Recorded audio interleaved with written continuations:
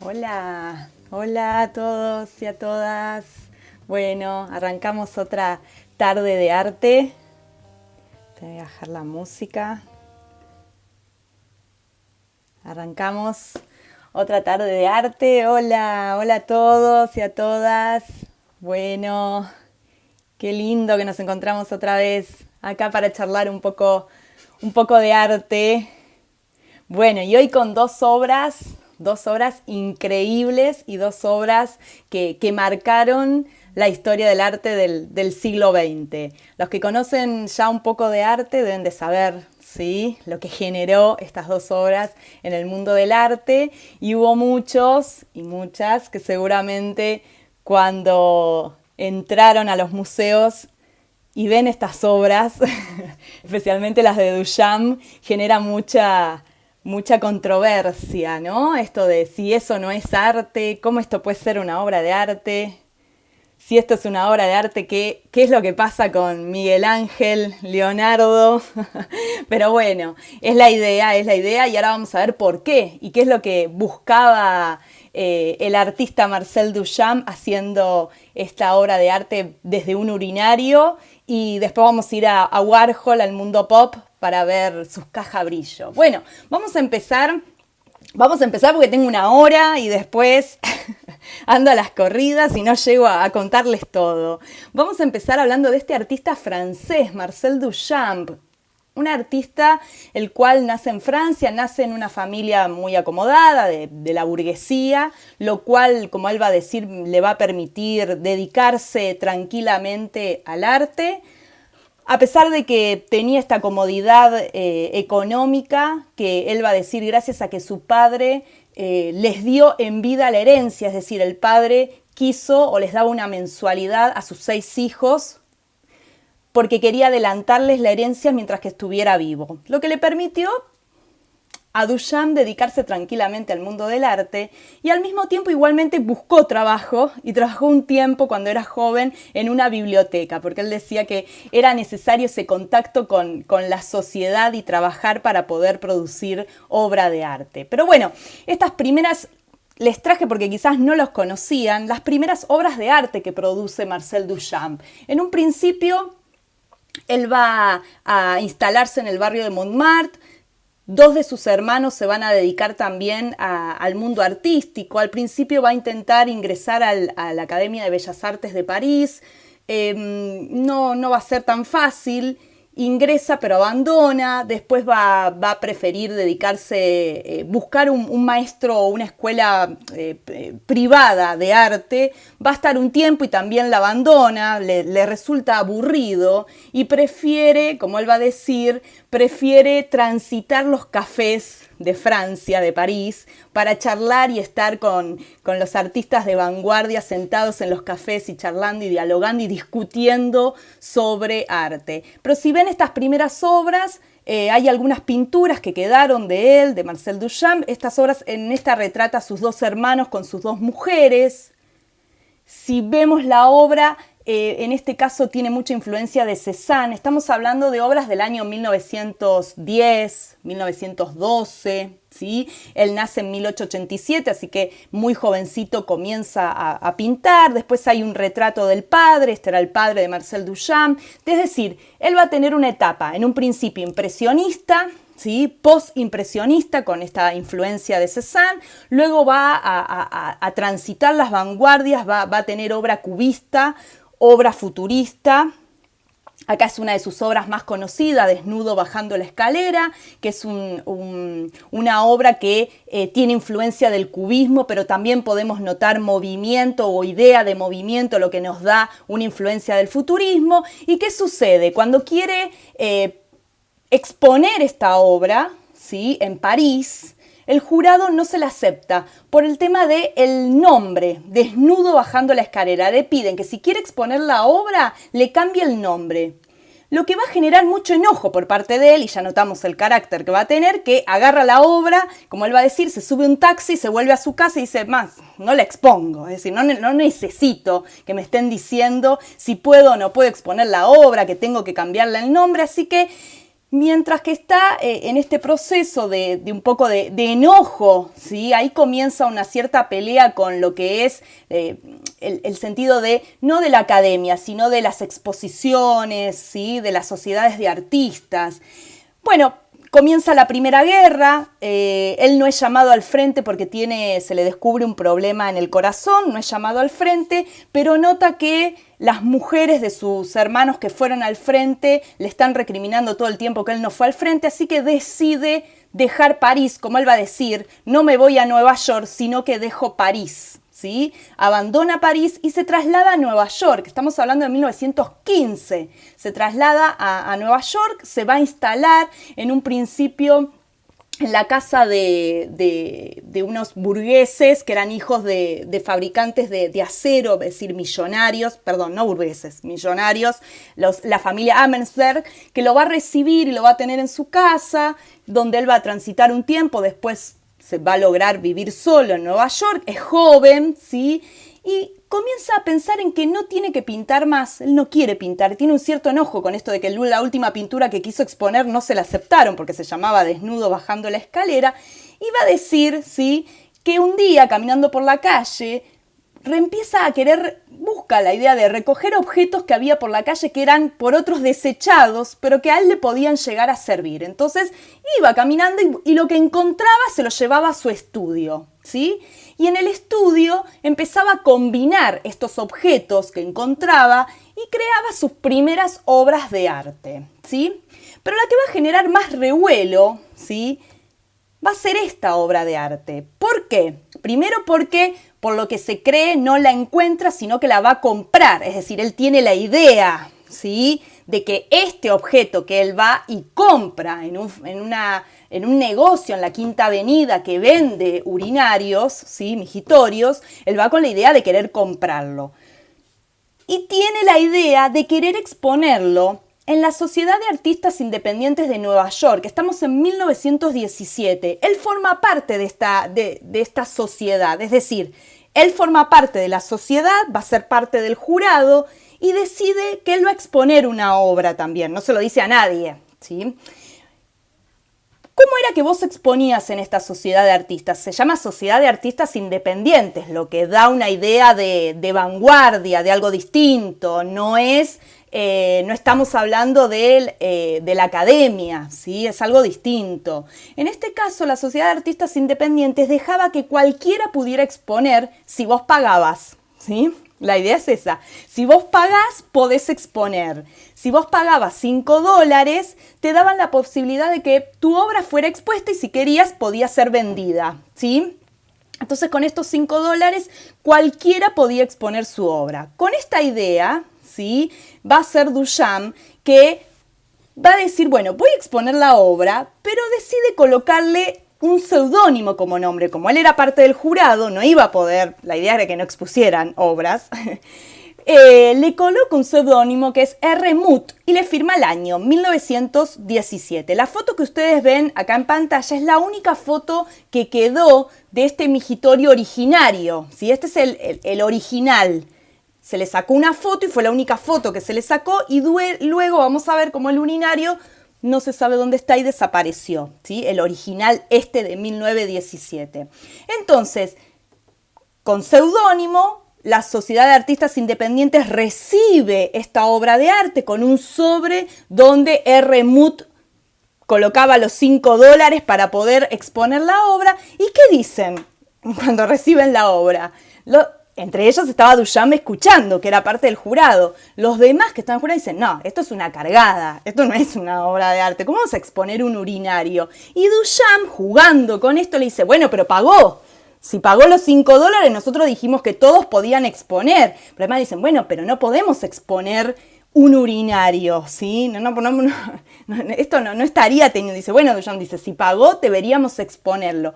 Es decir, Duchamp comienza a dialogar con los del jurado y le dice, bueno, pero ¿por qué no lo quieren exponer? Bueno, porque esto no es una obra de arte. Y él les dice, ¿y quién dice que es y que no es una obra de arte? Y acá comienza en esta discusión, que después va a seguir vía nota publicada en diario, la discusión que nos está hablando sobre, que es central para Duchamp, qué es y qué no es una obra de arte. ¿Quién decide qué es y qué no es una obra de arte? Él le dice a ese jurado, ¿que ustedes deciden qué es y qué no es una obra de arte? Si la persona la firmó, es una obra de arte, está pagando es porque quiere que la expongan.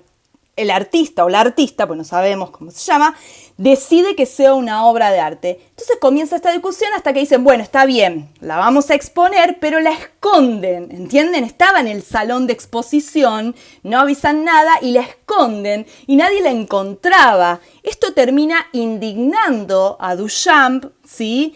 Quien va a renunciar a la Sociedad de Artistas Independientes porque considera que, ¿cómo puede ser? Nosotros somos independientes, estamos apoyando un arte en cierta forma vanguardista y distinto. Y ahora que viene una obra de arte distinta, no la aceptamos, ¿sí? Entonces termina yéndose no solo eso, sino que se cree que Duchamp, cuando se estaba llevando el urinario como indignado por todo esto que estaba sucediendo, logran venderla la obra. Es decir, la obra se vendió, se la lleva una persona a la cual se le vendió la obra, compró el urinario, pero que luego no se sabe más nada qué sucedió con el urinario. Es decir, la obra desapareció, el original. Muchos de ustedes me preguntaron, me dijeron, yo la vi en distintos museos. Sí, ¿cómo puede ser que una obra esté en distintos museos? Es porque son reproducciones que hizo posteriormente Duchamp en la década del 50 y del 60. ¿Sí? Entonces están repartidas, son 17 reproducciones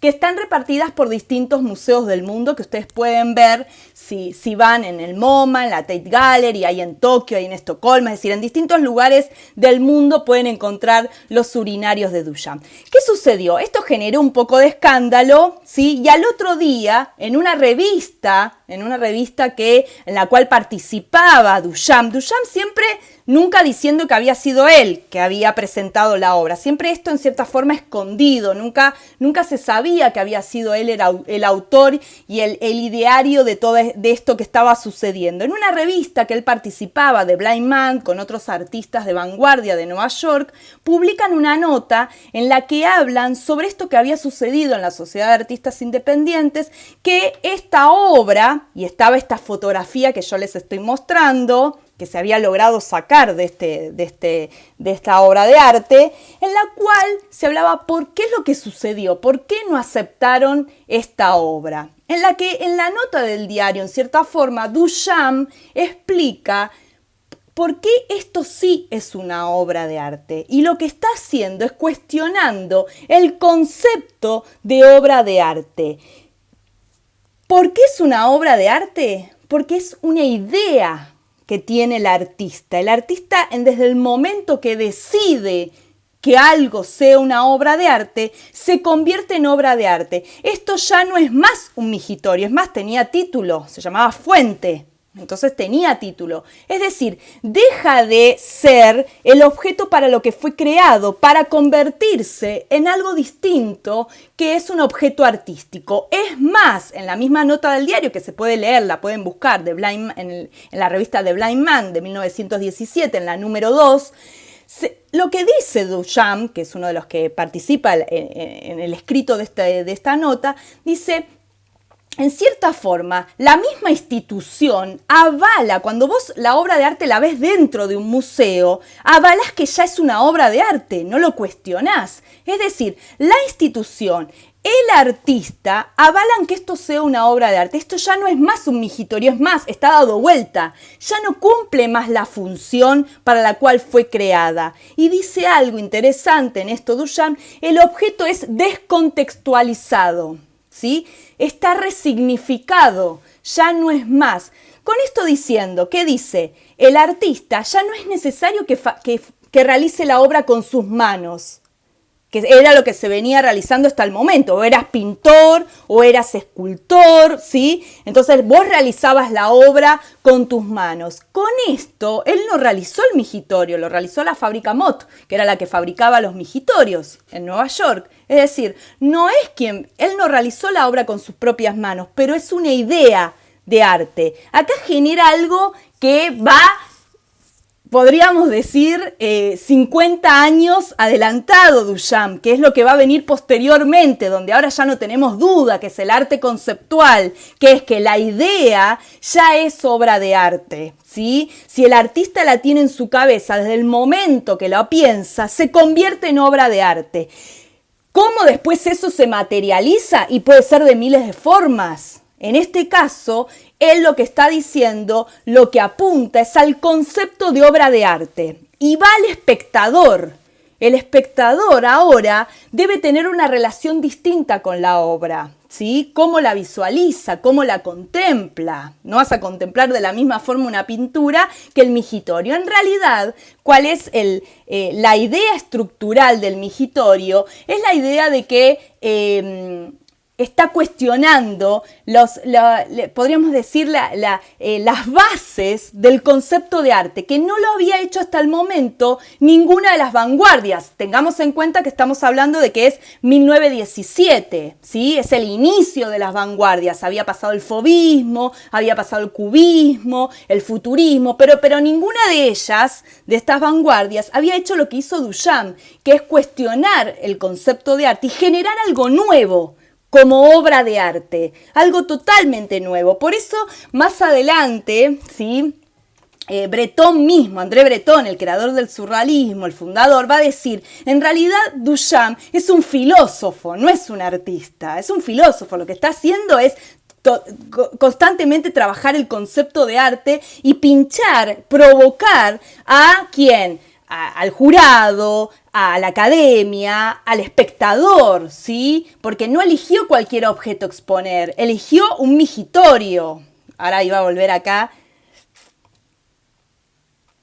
Eligió un migitorio, es decir, lo que él estaba buscando era provocar en esta idea de querer exponer la obra. ¿Por qué? Porque pensemos, un migitorio en 1917 es considerado algo, no quiero decir amoral, pero algo que está relacionado con, no el excremento, pero bueno, con los fluidos que uno larga del cuerpo, ¿sí? Si hoy en día genera quizás un poco también de esto de incomodidad, el inodoro, imagínense el migitorio en 1917, también contextualicémonos en esos momentos, por eso es tan perturbadora la obra de Duchamp en un contexto artístico, hasta el momento no había sucedido algo así, y él va a decir, ¿qué importa que es un migitorio? Que si hubiera puesto una bañera, ¿hubiera sido distinto? Va a decir posteriormente. Era lo mismo, es un objeto del hogar que yo ahora tomo y lo convierto en obra de arte, ¿sí? Estoy trabajando otro concepto. Y acá viene, también les traje esta fotografía, este es él, ¿sí? En el cual él jugaba a veces con ese alter ego femenino, se había creado un nombre, Rose Célavy, con el cual a veces firmaba algunas de sus cartas, ¿sí? Este nombre, Rose Célavy, se vistió de mujer en algunas ocasiones y se sacaba fotos. Y era como su parte femenina, que en ocasiones él decía que la autora de sus obras era esta parte femenina de él, ¿sí? Y acá viene algo que vino en conflicto hace unos años, de hablar de quién fue verdaderamente él o la ideóloga o pensadora de esta obra de arte. Que no sé si sabían que hace unos años se empezó a cuestionar que quizás la pensadora de esta obra de arte era una mujer, ¿sí? Y no era Duchamp. Esto viene a partir de una carta. Hay un libro, y lo pueden encontrar, que es las cartas, el seguimiento epistolar de Duchamp. Él escribía muchas cartas que hay juntadas de todo el tiempo que vivió. Y en una de las cartas que él escribe a su hermana, que era con la que más tenía este trato epistolar, de 1917, cuenta en la carta que una amiga le dio una obra, una escultura que es un migitorio, la cual él va a exponer en la Sociedad de Artistas Independientes y que sabe que esto va a generar un revuelo, esto va a ser para problemas, ¿sí? Pero le gusta la idea, ¿sí? Entonces él cuenta que una amiga le da la escultura. Entonces ahí vino el conflicto y hace unos años dos estudiosos ingleses dicen, bueno, O es que él hablaba, como hacía en ocasiones, de su parte femenina, una amiga, es esta Rose Selavi, que es él mismo, ¿sí? Su parte femenina en acción artística, o estamos hablando de una mujer. Y la mujer que podría llegar a ser la autora de esta idea de escultura tomada de objetos de la vida cotidiana y llevados al mundo del arte,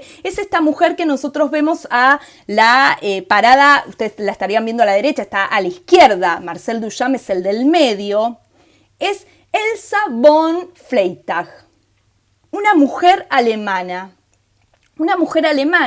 que van a ser, no nace en la aristocracia, nace en la burguesía, después por el von Freytag, la baronesa von Freytag va a venir por sus casamientos, es alemana, tiene una vida bastante turbulenta, muere su madre muy joven, su padre es bastante violento con ella y sus hermanos, ella termina yéndose de la casa a los 19 años, trabaja como modelo para artistas en Alemania, iba a conocer a sus primeros novios, se casa, ¿sí? Luego parece que uno de sus novios entra, su primer marido empieza a tener deudas y no las pueden pagar y ella le dice, bueno, simulemos que te morís, ¿sí? Y hacen un simulacro de suicidio y se escapan a Estados Unidos, ¿sí? Estamos hablando de 1913, ¿sí? 1914, escapan a Estados Unidos, están en una granja en Estados Unidos, él termina abandonándola y se va a Canadá y ella comienza a hacer lo que hasta el momento había hecho en Alemania, que es trabajar como modelo de artistas,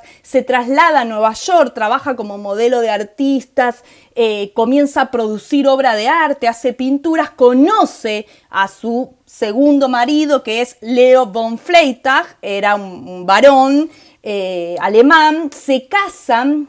Justo cuando arranca la Primera Guerra, el varón se va a Alemania y ella queda en Nueva York, el marido terminará muriendo en Alemania, en la guerra, y ella queda viuda y empieza a circular, ¿sí? Por el mundo de Duchamp, se hace amigos, está con los que escriben en la revista The Blind Man y todos van a hablar de ella como la baronesa Dada. Dada era la vanguardia del momento en el cual circulaba Duchamp, Man Ray, ¿sí? Dada es una vanguardia que nace en Europa, pero tiene sus artistas neoyorquinos de la vanguardia y ella circula con ellos. Y todos van a decir que es totalmente extravagante, es loca, como van a decir, pero que tiene ideas muy increíbles. Y una de las ideas que ella tenía siempre era la de tomar objetos de uso de desecho de la basura cotidianos y convertirlos primero en moda. Como mujer, habla de la moda, ¿sí? Así que ella va a colocarse esos objetos de vida cotidiana en el cuerpo. Por ejemplo, se armaba, no sé, un sombrero con una jaula de pajaritos, con el pajarito adentro, ¿sí? Y salía a la calle, ¿sí? Se colocaba, fue la primera en colocarse, no sé, de corpiño y salía a la calle en corpiño. Un corpiño hecho con latas. Antes que Madonna y de todos los que pensamos en la década del 80, ella ya lo hizo y salía hacia la calle, iba a las reuniones, es decir, todos decían la locura que eran las reuniones con ella. Va a hacerse sombreros con tenedores, cucharas, muy loca, y estaba muy enamorada de Duchamp, y Duchamp no la quería, ¿sí? Le parecía una niña extravagante y que no, como que casi le molestaba, ¿sí?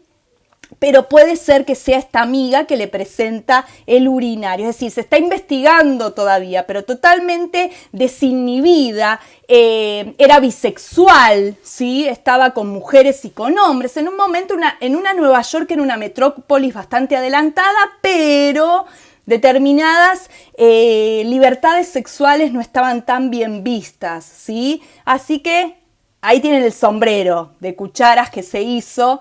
Y estas fotos, vemos muchas fotos, era porque Man Ray, no sé si lo conocen, el gran fotógrafo Man Ray, surrealista, pero dadaísta también, era el que los fotografiaba a todos. Así que qué mejor que tener un fotógrafo como Man Ray. Así que Parece ser que esta Elsa von Freytag, esta baronesa, habría sido la ideóloga, la pensadora de esta obra del urinario. Acá les traje esta porque fue una película o una especie de performance que ella hizo, así que podríamos pensar que es una de las primeras performistas antes de la década del 60. Estamos hablando de la década del 10.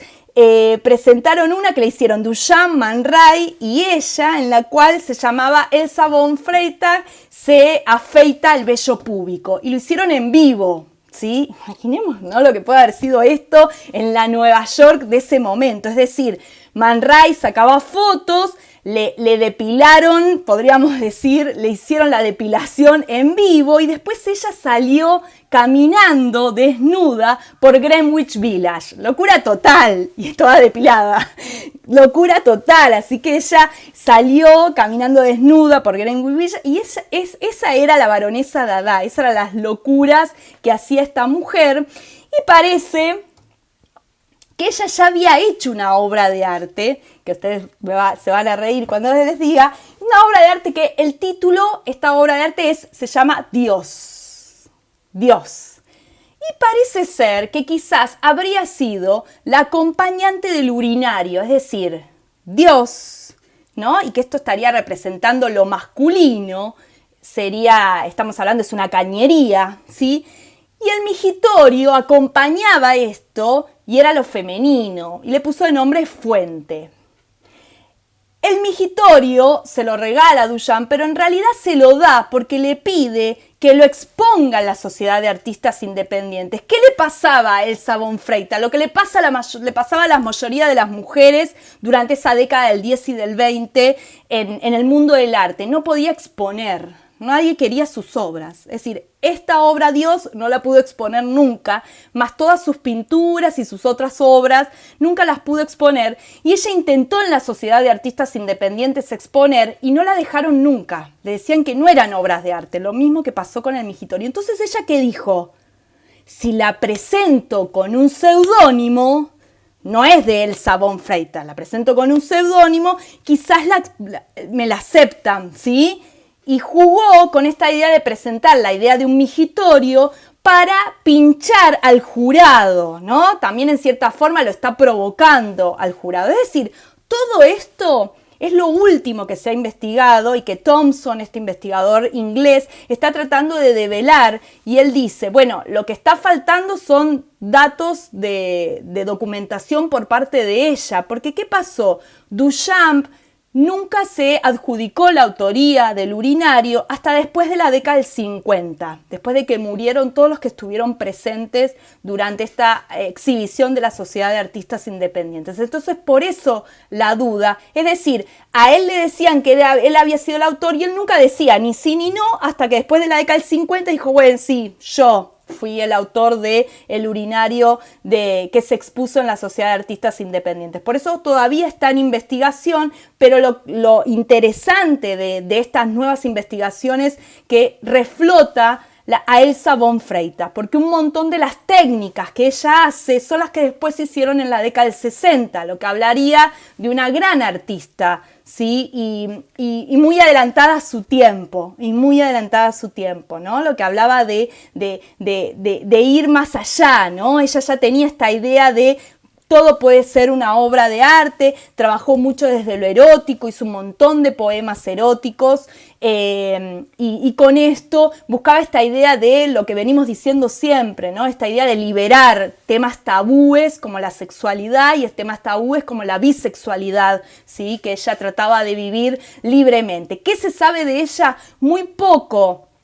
Hay dos teorías. En algún momento ella abandona Nueva York o vuelve a Berlín y se cree que quizás estuvo internada en un psiquiátrico, que es donde murió, y la otra versión más contundente es que ella vuelve a Berlín, se encuentra con que en Berlín su padre había muerto, no le había dejado herencia, la habían desheredado, no encuentra la vanguardia que ella quería porque es un Berlín post Primera Guerra que está destruido y que termina en París, trabajando como modelo en Montmartre de artistas, muy pobre, y se la encontró muerta en su supuestamente es lo que quedó de documentación, muerta en su departamento con sus mascotas por la pérdida de gas. No se sabe si ella se suicidó o por un accidente quedó abierto el gas y murió. ¿Sí? Pero no hay obras de ella, hay muy poco escrito, lo que se sabe son de otras fuentes, así que bueno, mucho más para investigar para la historia del arte,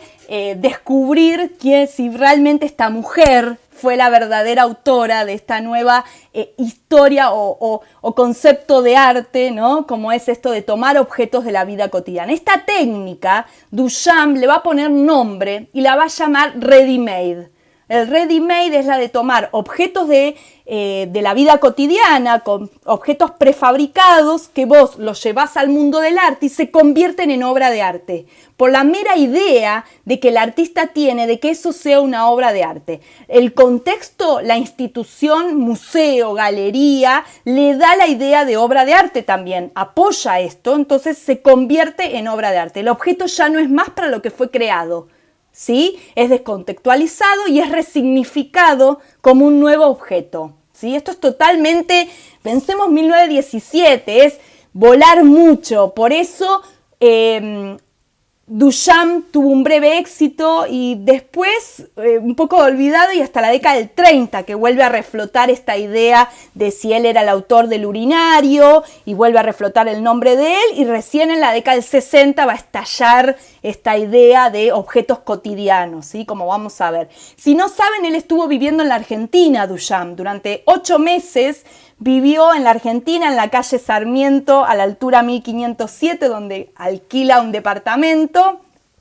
En el año 1918 va a llegar y le va a resultar bastante aburrido, ¿no? Otra vez en sus cartas, que es lo que nos queda de la historia epistolar de Duchamp, va a contar que Buenos Aires no existe, que no hay vanguardia, pero le encantó el tango, lo que le pasa a todos.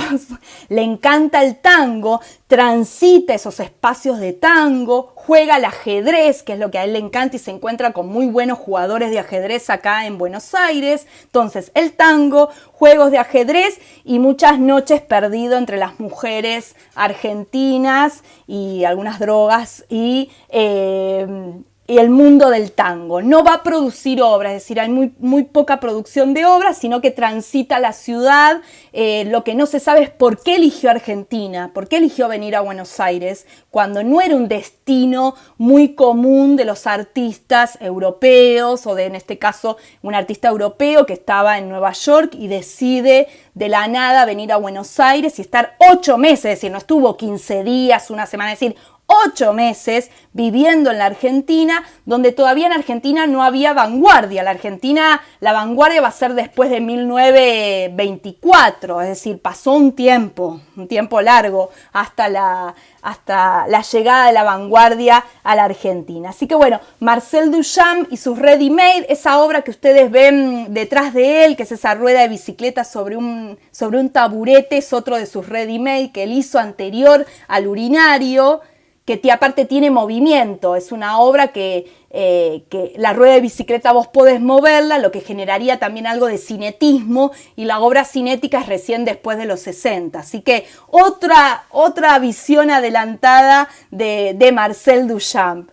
Y bueno, esta idea, este nuevo concepto con el que él rompe, revoluciona y genera algo nuevo, no va a tener, podríamos decir, tantos frutos en su momento, ¿sí? No se termina de comprender. Es muy interesante esa nota de la revista The Blind Man que él escribe y en donde intenta explicar, escúchenme, ¿sí? Estoy tratando de decirles un nuevo concepto de arte y no tiene mucho recibimiento ni en el mismo mundo del mundo de vanguardia artístico, y va a ser después, en la década del 60, cuando esto estalla, ¿no? Cuando se genera ese mundo de obra de arte en el cual el objeto de cotidiano se convierte ya en obra de arte y lo tenemos constantemente en las galerías y en los museos, y va a ser con el pop art, donde no solo son objetos de vida cotidiana, sino que lo que hace el pop es tomar objetos de alto consumo, ¿sí? Se convierten en obras de arte, objetos de gran consumo masivo, ¿sí? Eso es el pop art, por eso estamos hablando de arte popular o arte masivo. Y en este caso Andy Warhol, yo elegí la obra de Brillo Box, que es la obra que realiza Andy Warhol en el año 64, como una obra que tiene conexión con Duchamp, porque él mismo lo va a decir, ¿sí? El mismo Warhol va a hablar de Duchamp y va a decir, bueno, yo estoy haciendo esto, pero antes que lo hiciera yo, ya Marcel Duchamp, y aparte lo conoce a Marcel Duchamp porque está vivo, Duchamp muere en el 68, así que conoce a los artistas pop, va a tener contacto, y por eso gran parte de las reproducciones del urinario son de el 50 y más del 60, ¿sí? Él vuelve a producir y por eso no son todas iguales. Si vos vas a ver el urinario del MoMA, no es igual al de la Tate. Si vas a la de la Tate, no es igual. No son iguales porque las fabricaciones de urinarios son a veces distintas. Lo que hace es permitir y avalar esta reproducción que él mismo permitió y por eso hay varias en distintos museos. Bien, acá tenemos a este artista pop, quizás uno de los más relevantes o conocidos, no el único del pop estadounidense. Esto me parece que merece otro vivo. El pop merece otro vivo. El pop Andy Warhol es otro vivo, así que me voy a centrar en la obra de Brillo Box para no extender. ¿Sí? Muy bien, acá me dicen las sopas Campbell, claro, sí, por supuesto. Andy Warhol trabaja en ese sentido con todo lo que son objetos de alto consumo. Y Marilyn es otro objeto de consumo, ¿sí? Los personajes de Hollywood son otros objetos de alto consumo y son la representación de esta sociedad, estamos hablando de la década del 60, ¿sí? Cuando hablo de esta sociedad hablo de la década del 60, en una sociedad en la que Hollywood estaba pisando fuerte, venía pisando fuerte desde la década del 50 y estos personajes son masivos, no es solo un personaje que trabaja en la tele, sino que Elvis, Liz Taylor, Marilyn Monroe trascienden la pantalla del cine y se convierten ya en objetos de alto consumo, ¿sí? La primera obra que él presenta en una de sus primeras exposiciones va a ser esta, el díptico de Marilyn Monroe, que él realiza en el año 62, mientras que él lo está produciendo, esta obra Warhol, se entera de la muerte de Marilyn Monroe, es decir, él inicia la obra antes y mientras que la está produciendo sale la noticia del suicidio de Marilyn Monroe, lo que la obra tiene más potencia, más poder después cuando él la expone. Así que sus primeras obras, este artista que viene de Pensilvania, un artista de una familia muy humilde, su verdadero nombre es Andrzej Warhola, el apellido es eslovaco, su padre y su madre son inmigrantes eslovacos en Pensilvania. Durante gran parte de su infancia él estuvo enfermo y gran parte postrado en la cama. Él sufría el mal del baile de San Vito, ¿vieron cuando tenés un problema nervioso y todas tus extremidades se mueven incontroladamente? Así que estuvo gran parte de su vida en hospitales, por eso él tenía fobia a los hospitales y a los médicos, sufría que sus amigos y sus compañeros de colegio no lo quisieran por este mal que él tenía y que gran parte de su vida estuviera en la cama y se aferró mucho a su madre, por eso vivió con su madre toda su vida. Venían de una familia muy humilde y él va a decir Lo que siempre había para comer en casa era sopas Campbell. A veces no teníamos nada para comer, pero mamá sacaba siempre la sopa Campbell. Por eso tiene un símbolo esa sopa Campbell que pinta Warhol. No es cualquier sopa Campbell. Es una sopa de alto consumo, pero él sabe que es una sopa que consume a veces la gente muy pobre que no tiene para comer y que con pocos dólares intenta llegar y comprar esa sopa Campbell. Es decir, tiene un gran símbolo como la Coca-Cola. Él lo va a decir. La Coca-Cola es el símbolo del consumo. ¿Por qué? Porque la come desde el más pobre, la consume desde el más pobre hasta el más rico. Y él va a decir, y es la misma Coca-Cola, pagan lo mismo y toman lo mismo. Él va a decir, desde el que está viviendo en la calle, desde el dueño de la empresa hasta el presidente consumen Coca-Cola. Es la misma Coca-Cola. Es el objeto que representa mejor el consumo masivo y todos la desean, todos la quieren. Estamos hablando de década del 60, ¿sí? Hoy no sé si están así que todos quieren la Coca-Cola, pero bueno, era el símbolo del alto consumo de la década del 60, ¿sí? Por eso es una de las obras tempranas que él elige. Marilyn Monroe, sopas Campbell, Coca-Cola. Son los objetos de mayor consumo. Él cuando llega a Nueva York comienza trabajando como vendedor en una zapatería en la Quinta Avenida, una zapatería muy famosa en la que iban los famosos como Liz Taylor, Elvis Presley a comprarle zapatos y a él le encantaba hacerse amigo de estos artistas de Hollywood. Por eso comienza también diseñando zapatos que le presenta a esta zapatería que fabricaba zapatos. También va a empezar trabajando en Vogue y en otras revistas como publicista, así que él es publicista, diseñaba publicidades, trabajaba para estas revistas y comienza a pintar. Lo primero que él comienza a pintar son cómics y su marchante de arte no le dice, no pintes cómics porque ya hay otro artista que es Roy Lichtenstein que está pintando cómics, le dice pinta otra cosa. Y ahí él comienza a pensar en la Marilyn, pinta a Marilyn, con esta técnica, la Coca-Cola, con la técnica que se llama serigrafía. Es una técnica industrial que se utiliza para impresión en tela, ¿sí? Entonces él trabaja con esta técnica de producción en serie que aparte refuerza su idea de consumo y de sociedad de consumo, ¿sí? Está reforzando esta idea. Lo que él hace es tomar imágenes que ya son fotografías o imágenes públicas, las lleva con técnica serigráfica, las produce en su taller de factory y lo único que hace es cambiarles el color. ¿Sí? Lo que él hace es intervenir el color, distintos colores en estas imágenes. Por lo general son colores muy pop, ¿no? Muy choqueantes, muy fuertes, que atraen, ¿sí? ¿Qué pasó con esta caja brillo? Esta es la primera obra que genera mayor revuelo y mayor impacto y que lo van a hacer a él muy conocido, ¿sí? Por eso Brillo Box es la obra más conocida de Andy Warhol, ¿sí? En esta obra, que va a ser del año 1964, ya hacía 2 años que venía exponiendo, en esta obra que presenta en una galería que ya tenía él su propia muestra, ¿sí? Solo, ¿sí? Ya tenía un cierto, ya desde el año 62 venía exponiendo con otros artistas, pero acá expone él solo. Va a llamar la atención de los críticos que en una de las habitaciones lo que hay es una habitación llena de cajas brillo. Estas cajas, las mismas que estaban en los supermercados, estaban en una habitación en esta exposición. Son una réplica exacta de las que están en el supermercado. La única diferencia que hace Warhol es hacerlas en madera, en un tamaño más grande que la que se vende en el supermercado, unos centímetros más grandes, pero luego lo que era la imagen de la caja, ¿sí? Todo el packaging, era el mismo que la que se vende en el supermercado. Es decir, era una serigrafía exacta, copia de lo que se vendía en el supermercado.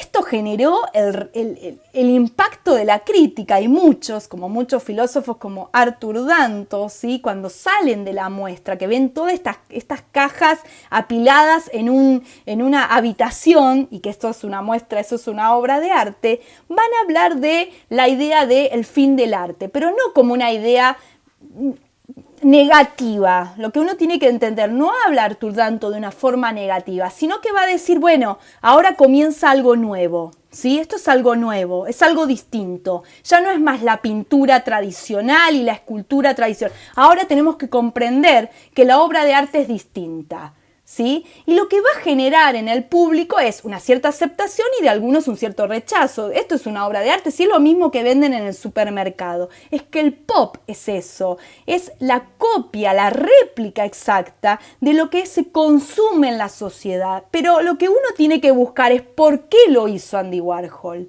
¿Qué buscaba? ¿Buscaba venderte la marca Brillo? No, por supuesto que no es eso. Si ya se sabe que era la mejor marca que vendía la mejor esponja para limpiar en sus casas. Es decir, la marca ya tenía su posición. Coca-Cola no necesitaba que Andy Warhol la vendiera. Ya estaba, ya era, ¿sí? Ya era un objeto de alto consumo. Lo que hace Warhol es hacer esta idea de tomo el objeto y lo mismo que pensó Duchamp, lo resignifico, ahora lo llevo al mundo del arte para mostrarles la realidad de ahora, del momento, el consumo. Era el impacto del consumo era lo que llevó a un replanteo filosófico de la sociedad. Es por eso que la década del 60 es tan rica en eso. Por eso todos cuando queremos volver atrás queremos volver a la década del 60, ¿no? Queremos volver a vivir a la década del 60. ¿Quién no quiere estar en el Mayo francés, en Woodstock, en la primavera de Praga? Todos queremos volver ahí. ¿Sí? Queremos saber cómo fue eso, cómo fue esa juventud con grandes ideologías políticas, sociales y con esa sociedad que está sorprendida con lo que está pasando con los medios, con la reproducción masiva de las obras de arte. Es decir, es algo totalmente nuevo. Lo que hace Warhol es resignificar el objeto que se vendía en el supermercado. Esto no es una caja de brillo la misma que se vende en el supermercado. Pero ¿qué pasó? La sociedad no lo terminó de entender. Es decir, lo que va a decir Arthur Danto, yo que estuve en la exposición, este gran filósofo Arthur Danto, que estuve en la exposición, no terminé de entender. No entendía lo que quería Warhol. ¿Qué quiere hacer con esto? ¿Qué quiere? ¿Que me está mostrando lo mismo que venden en el supermercado? ¿Esto ya no es arte? ¿Esto es arte o no es arte? Es decir, era todo muy confuso y Arthur Danto va a decir, después de muchos años y que puedo mirar de lejos la década del 60 y el pop art, puedo comprender algo de esto. Es que yo ya no puedo, en la década del 60, como cuando hicimos el vivo de Yoko Ono y de Yayoi, ¿qué decíamos? Yo que les decía, no podés leer de la misma forma la Gioconda, la Capilla Sixtina de Miguel Ángel y la década del 60. No te podés parar de la misma forma frente a la obra de arte. No podés hacer el mismo estudio iconológico. ¿Qué vas a estudiar de la caja brillo? ¿El color? ¿La forma? Y preguntémosle a quien la diseñó, que fue el señor de marketing, que después va a salir con la caja brillo a reírse mucho y va a decir, miren el éxito que tuvo. Al que lo diseñó, preguntémosle a marketing de la fábrica de brillo. Es decir, si vos querés estudiarla desde la forma, desde el color, vas a tener que hacer un estudio marketing. Y vas a tener que preguntarle al que lo diseñó, que fue un genio, porque era la caja que más se vendía de esponjas de limpieza. Es decir, lo que vos tenés que buscar ahora y lo que vas a tener que buscar cuando transitas la obra de los 60 es el significado. Y ahí topa con algo nuevo que va a venir ahí, al momento, que es el arte conceptual. Todo eso descansa sobre el urinario de Duchamp. No hay otra. No hay otra. Duchamp fue el primero. Duchamp fue el primero que dio el paso, muy temprano, podríamos decirlo, muy temprano. Lo que vino después, sí, todo el pop art y especialmente estas cajas brillo de Warhol descansan sobre los ready-made de Duchamp. No hay dudas de eso. Lo que hace Warhol es resignificar objetos de alto consumo de la sociedad de la década del 60. ¿Con qué objetivo? Y analicémoslo. Todavía los historiadores del arte lo estamos analizando. ¿Era en contra o a favor del consumo?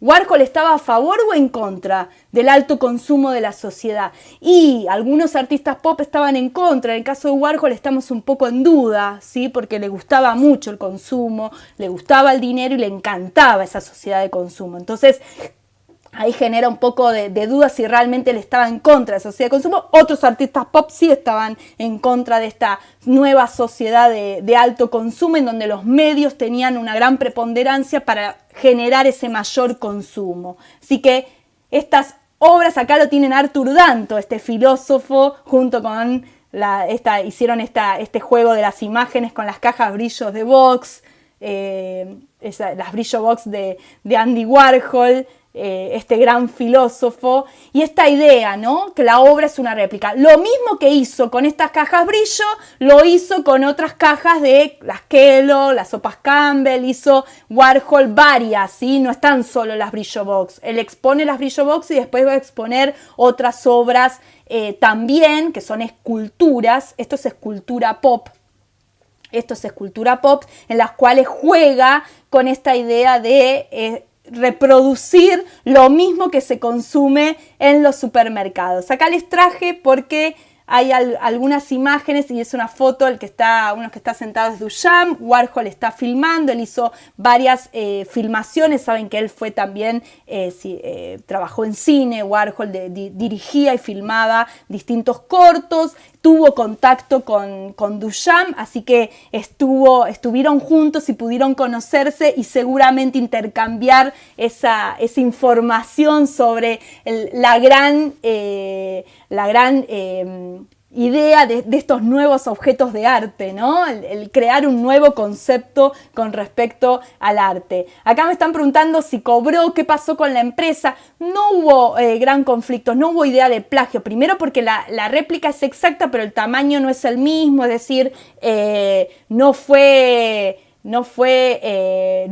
conflicto para plagio, ¿sí? Sí, lo que sucedió es que el que diseñó la caja Brillo para la empresa Brillo salió a hablar, salió con la caja, es decir, tuvo aceptación, le gustó que Warhol, porque ¿qué hizo Warhol? Resignificó su gran diseño. El que pensó el diseño y el color y todo fue el que trabajaba para la empresa Brillo. Entonces, bueno, tuvo su momento de fama también, salió en los diarios con la Brillo Box de Warhol y diciendo, bueno, en realidad el que la diseñó fui yo y Warhol lo que hizo fue copiarla. Pero bueno, esta idea central, ¿sí? del ready-made, cómo Duchamp lo inicia y cómo Warhol sigue resignificando esta idea de los objetos cotidianos y cómo el arte conceptual lo va a hacer constantemente, ¿sí? Cuando vimos el arte de Yoko Ono, lo estuvimos viendo, esta idea de tomar objetos de la vida cotidiana para resignificarlos, ¿sí? Constantemente, generando un total nuevo concepto de arte. Es totalmente vanguardista y rupturista y genera un arte totalmente nuevo. Para algunos les cuesta mucho y bastante complejo, para otros Duchamp es Dios. Como decimos siempre entre las profes de historia del arte, para otros Duchamp es Dios. Generó una nueva obra de arte y un nuevo concepto de arte. Es Dios, creó algo totalmente nuevo y vanguardista, rupturista, único.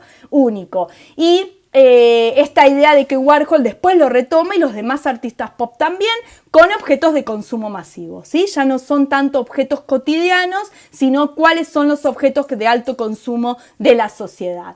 Bueno, hice la unión con los dos, creo que llegué a decir todo lo que quería decir, así que bueno, mil gracias a todos los que se conectaron. Creo que estoy ya me quedan 5 minutos en la hora del vivo, así que bueno, muchas gracias a todos los que se conectaron. Les dejo para que se queden pensando, para que cuando vayan a los museos y se encuentren, porque aparte a mí me gusta porque cuando se exponen las obras de Duchamp se exponen todas juntas. Entonces ves el urinario, bueno, la jaula que tiene con los azúcares adentro, la pala, el taburete con la rueda, y algunos pasan de largo y no quieren ni mirarlo, otros se sorprenden y dicen no puedo creer que esto sea una obra de arte. Y bueno, ahí está lo complicado y lo complejo de que hay que contextualizar y pensar qué es lo que quiso hacer Duchamp con esto. Y lo mismo pasa con la caja Brillo de Warhol, ¿no? Detenerse a analizar y a pensar qué es lo que quería y qué es lo que buscaban los artistas pop con la obra de arte, qué es lo que nos quiere decir, qué nos está mostrando. No hay dudas que vos ves la Brillo Box y pensás en la década del 60 y pensás en el pop. De eso no hay duda. Bueno, mil gracias. Cuando vamos a los museos, hoy cuando se pueda, cuando termine la cuarentena y podamos ingresar a los museos otra vez y podamos ver las obras. Bueno, mil gracias a todos y a todas que se conectaron. Me encantó poder compartir esta tarde de arte. Así que bueno, muchas gracias. Gracias. Adiós. Chao.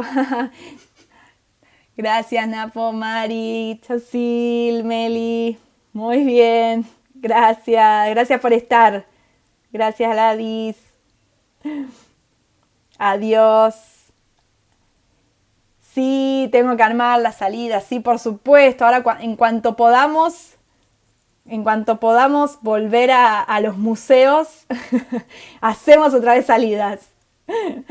Bueno, mil gracias a todos y a todas. Adiós.